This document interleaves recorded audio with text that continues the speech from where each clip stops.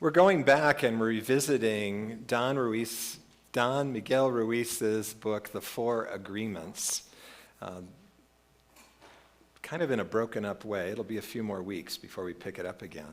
But last week we started, and it's such an appropriate book for us to visit because it talks about seeing clearly.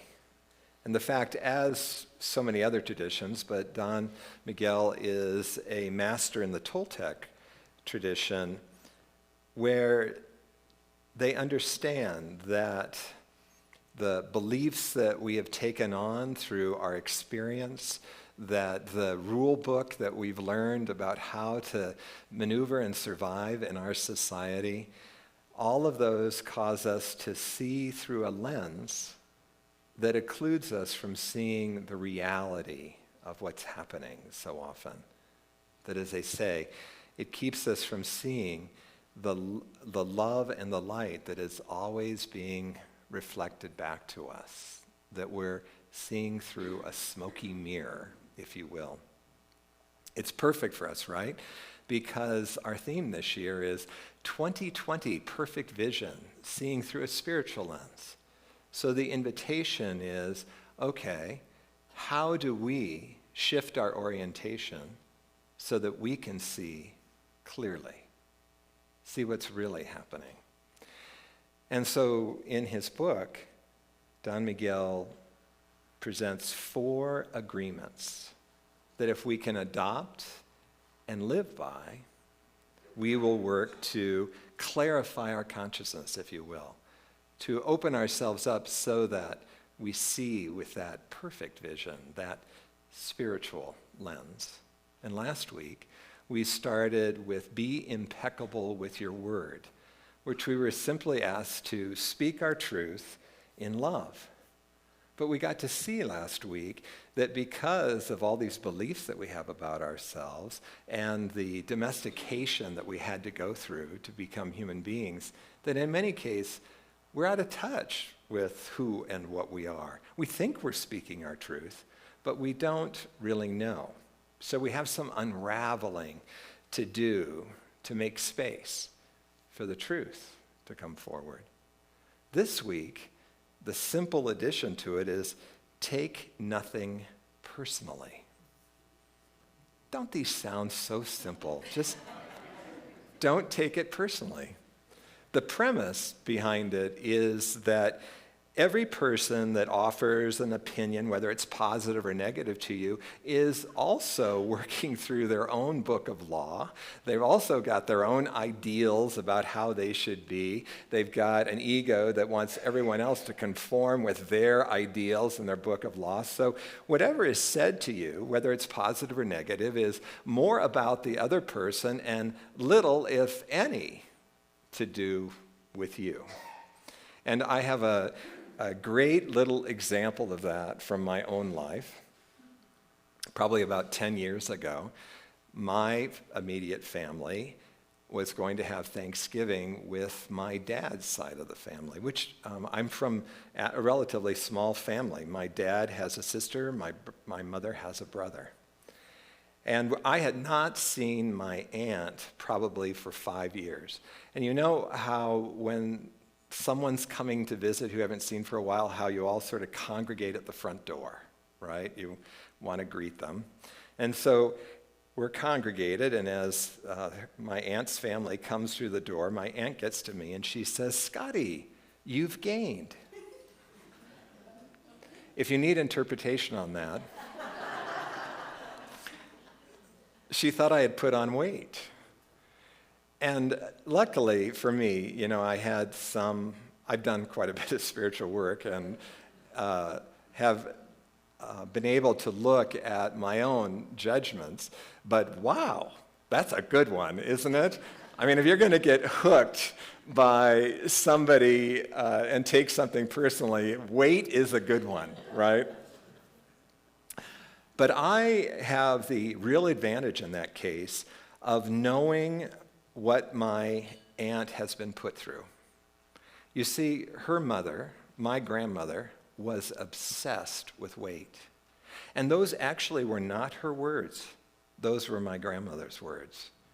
And my sister, and she was particularly rough on women, my grandmother, who, by the way, was no slender thing, right? Which shows you that these voices that we have going on in our head, they can be conflicting voices. Okay, just so you know, you're not getting the party line from one party. You've got all the parties inside of you.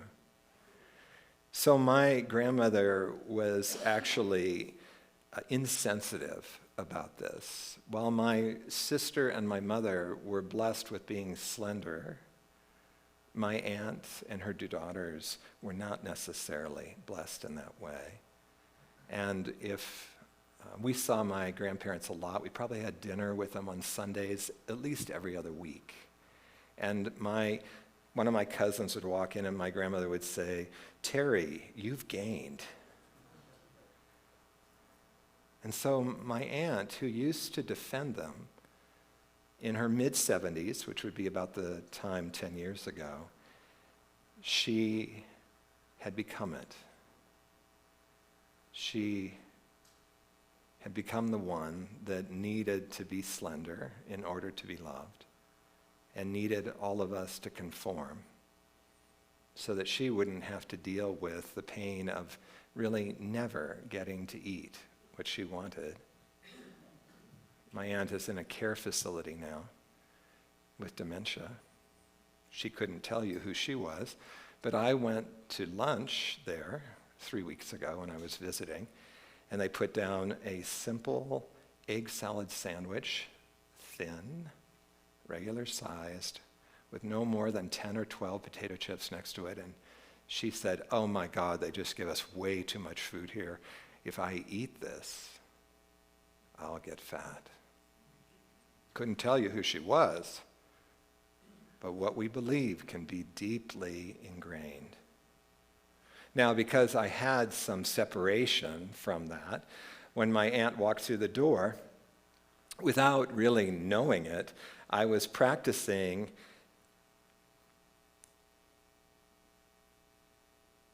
I'm forgetting, being impeccable, thank you. I was like, what is that word? Don't you love it when someone else can kind of read your mind? Because I said to my aunt, "Auntie, that seems like a rather odd greeting for a nephew you haven't seen for 5 years. You know, inviting a little wake-up to come, a little consciousness." I could have said, "I didn't realize that you brought Nana along with you." Because you see, we can have a little bit of fun and bring a little bit of humor into the impeccability, right? But the opportunity by speaking the truth is to always bring an awakening, to always bring greater awareness to where we are unconscious. She didn't bite. Probably won't bite at this point. So what we find out is that really this comes from fear. Then there's all sorts of different levels of fear. We can be afraid that someone will see that we can't really live up to the ideal that our judge holds us to. It's actually beyond anything that anyone could live up to. But remember, last week we were told you're judged on virtually everything you do subtly, internally, and sometimes externally. And so we are afraid to really show who and what we are. Or the other piece that I alluded to is we're frustrated that we have to live according to this rule book, and why don't you have to live by the same rule book? I never get to cut loose. And so we get angry and we get frustrated and we have all these reactions. And now Miguel says, you know, if we can just set the intention of I'm not going to take it personally, let it reveal what it's going to reveal.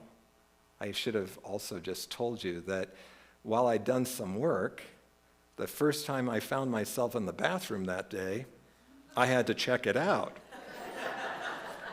How am I looking? Have I gained, right? I mean, because I am still my grandmother's grandson. I was immersed in that. And Stuart would tell you, Nana lives on in me. I'm always, okay, I think I put on some weight. But he tells us that when we can work this edge and work the issues that come up, that it brings incredible freedom. And he goes on to say,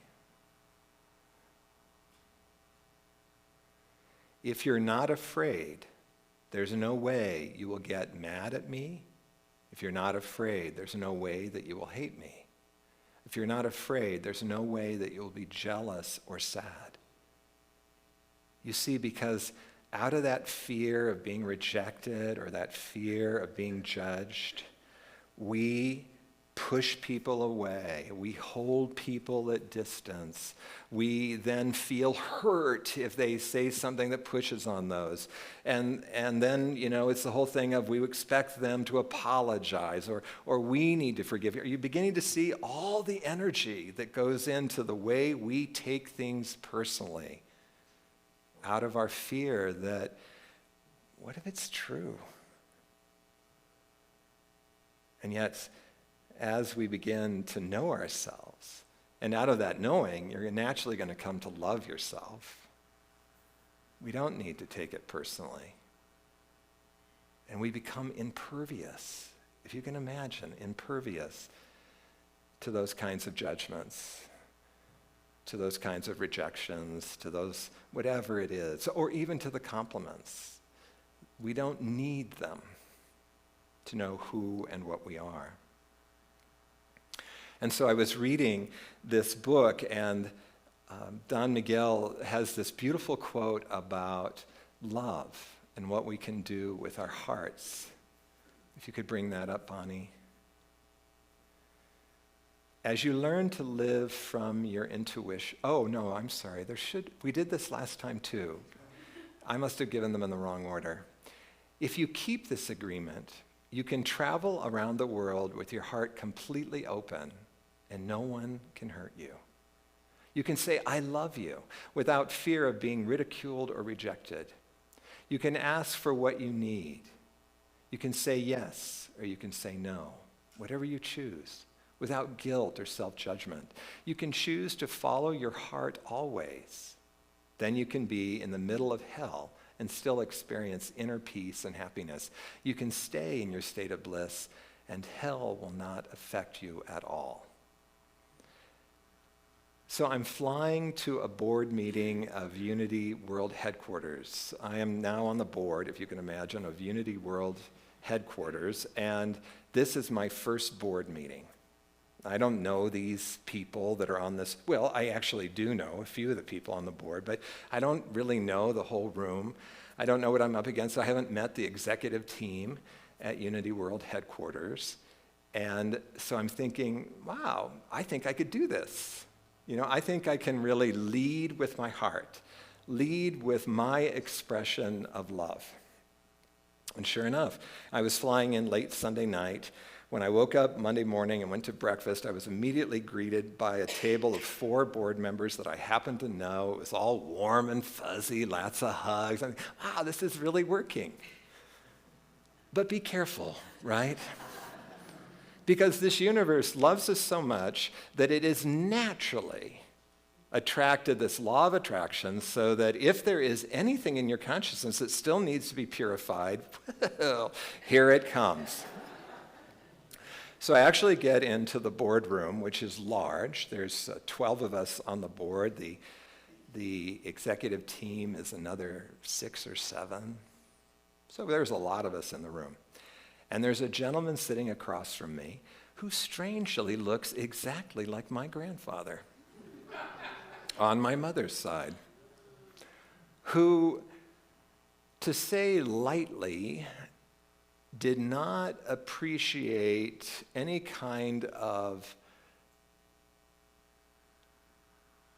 outreach of love or physical contact with men. In fact, when he was in his 90s, I was standing next to him at a family function, and I just put my arm around him. He'd gotten kind of short, and he pulled away and said, "I am not gay." Actually, no reference to me. That was just the way he was, right? But again, easy to take that personally, right? And easy to feel like your love has just been rejected. And here's this guy, he doesn't smile, and he looks exactly like my grandfather, which I'm not sure what lens that was, and so I could feel myself going, whoa, this isn't safe. And what am I doing? I'm moving out of who and what I am, and I'm moving into, this is the belief I have about who I am, what the world around me is.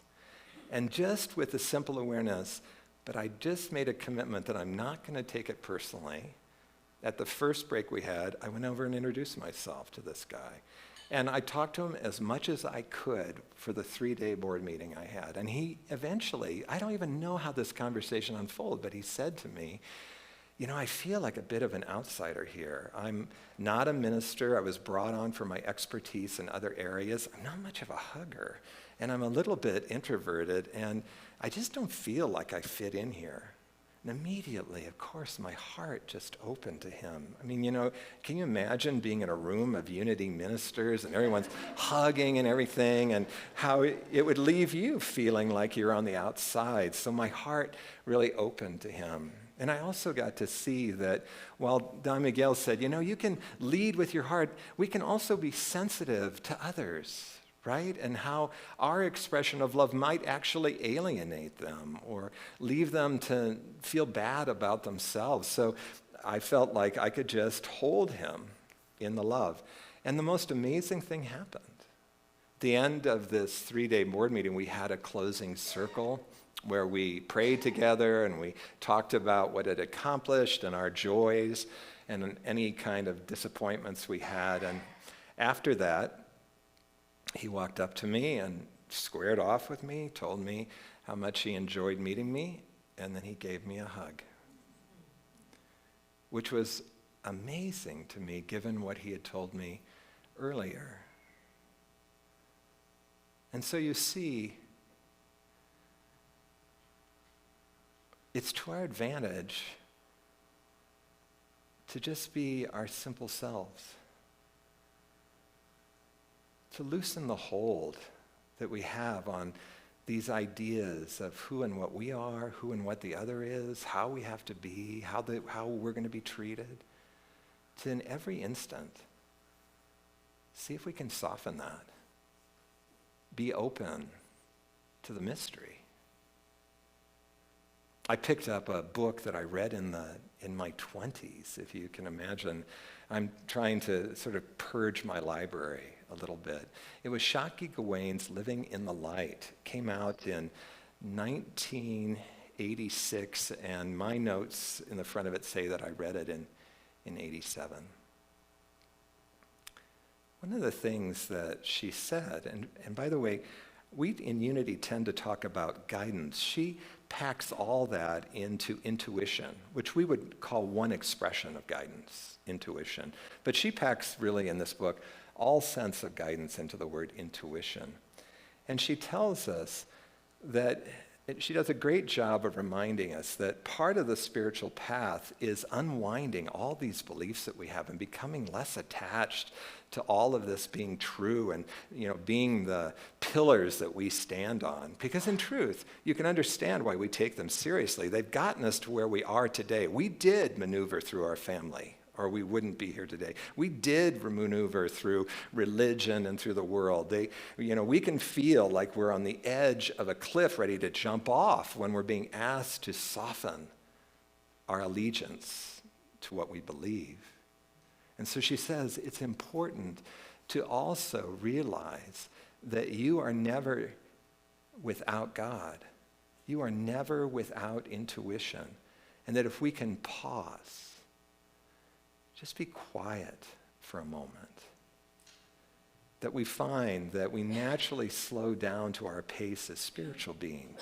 As Charles Fillmore used to say, spirit always is moving just a little slower than the world around us or than the ego which lives in your mind.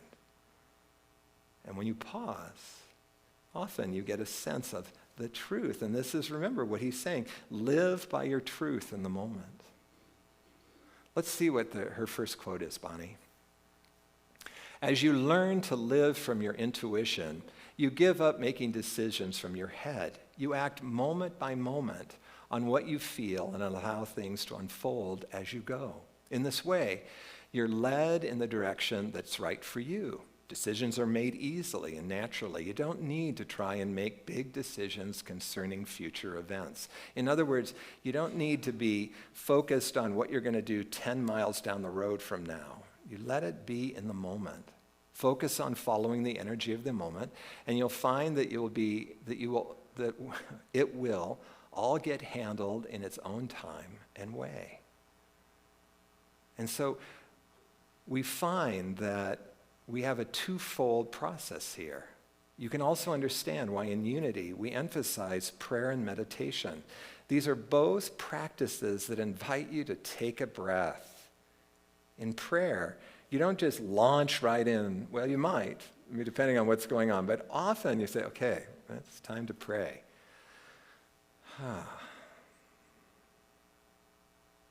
Instantly, you're slowing down. Instantly, you're connecting.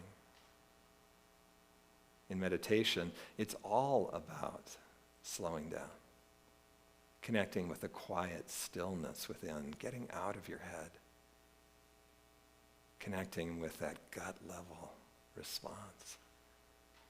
And when I was in my 30s and 40s, I wore a watch that beeped every hour just to remind me, oh yeah, stop for a moment, Scott. How fast are you moving? What's your truth right now, in the moment?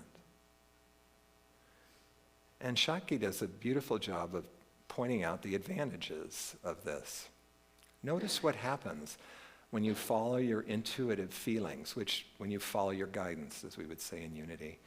The result is usually increased energy and power and a sense of things flowing.